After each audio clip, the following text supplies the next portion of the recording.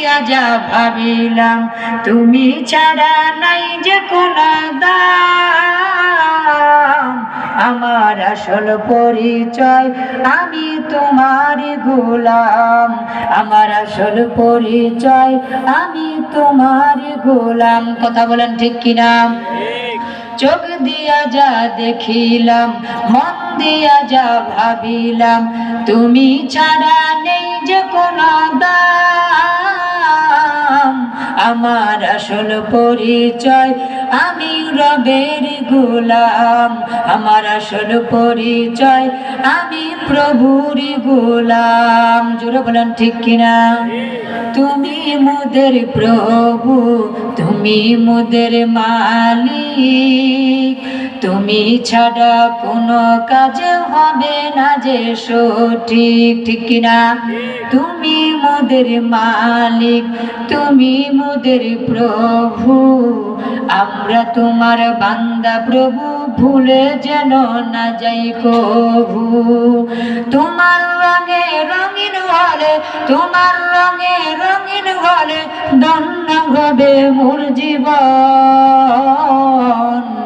আমার আসল পরিচয় আমি তোমারই গোলাম, আমার আসল পরিচয় আমি রবের গোলাম। চোখ দিয়া যা দেখিলাম, মন দিয়া যা ভাবিলাম তুমি ছাড়া নাই যে কোনো দাম। আমার আসল পরিচয় আমি রবের গোলাম, আমার আসল পরিচয় আমি রবের গোলাম। আমি যেই রবের গোলাম ওই রব আমার আদেশ করলো, ও দুনিয়ার মানুষ তোমরা খাও, তোমরা আহার করো, জমিনের মধ্যে যা তোমরা পাইবা সব কিন্তু তোমাদের জন্য খাওয়া বৈধ নয়। এ দুনিয়ার মানুষ তোমাদের জন্য বৈধ, তোমাদের জন্য ওই খাবারটাই বৈধ। আল্লাহ জমিনের মধ্যে যা হালাল করেছেন, বৈধ করেছেন ওইটাই, আল্লাহ যা ভালো বানিয়েছেন ওইটাই।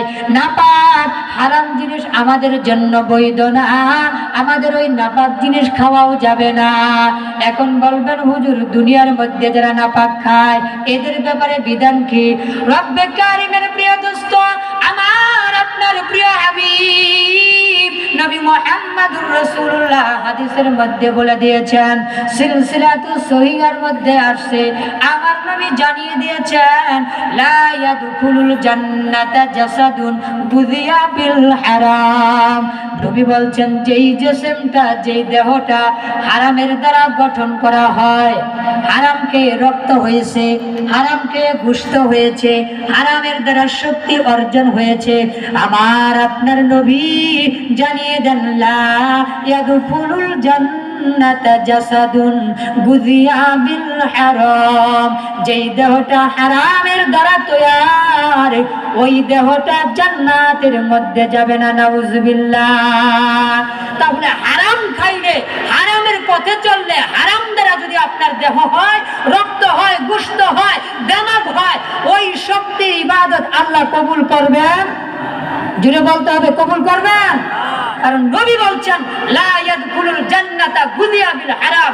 এই দুনিয়াদার মানুষ, আমরা যারা হারাম খাই, হারাম দ্বারা আমাদের পেট ভর্তি করি, হারামের মধ্যে মনে করি আরাম, হারামের মধ্যে আমরা মনে করি কি আরাম। ঘুষ, আপনার সুদ, বিশেষ করে এই দুইটা, অন্যকে ঠকানো, এই বিষয়গুলোর দ্বারা আমরা যে মাল কামাই, অর্থ সম্পদ কামাই, এগুলোর দ্বারা আমরা আমাদের দৈনন্দিন জীবনের চাহিদা পূরণ করি। কথা বলেন ঠিক কিনা? নাকি মানুষ ঘুষ খায় না? কথা বলেন, সুদ খায় না? ঘুষ খায় না? সুদ খায়, ঘুষ খায়, অন্যকে ঠকায়, ভেজাল মাপে ওজনে কম দেয়, মানুষের সাথে প্রতারণা করে, বাটপারি করে টাকা নেয়, এমনকি মানুষের পকেট থেকে আপনার ছিনতাই করে, ধোঁকাবাজি করে, তাকে বিভিন্ন একটা কৌশলে ফেলে তার কাছ থেকে টাকা হাতিয়ে নেয়। এই যে সম্পদগুলো নিয়ে তারা আহার করে, খানা পিনা করে, কাপড় চোপড় কিনে, সবগুলোর বিধান বলেন হারাম। সবগুলোর বিধান কি? হারাম। এই হারাম